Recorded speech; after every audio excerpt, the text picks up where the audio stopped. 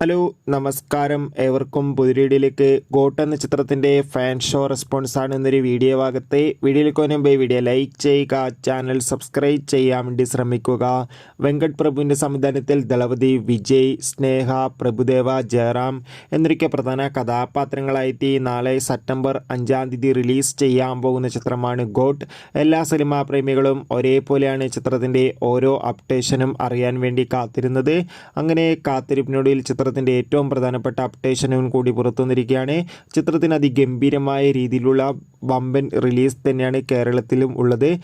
ചിത്രം കേരളത്തിൽ ഏകദേശം 700-ൽ കൂടുതൽ തിയേറ്ററുകളിലായിട്ട് ആദ്യ ദിനം തന്നെ 4000 ഷോകളാണ് കളിക്കുന്നത്.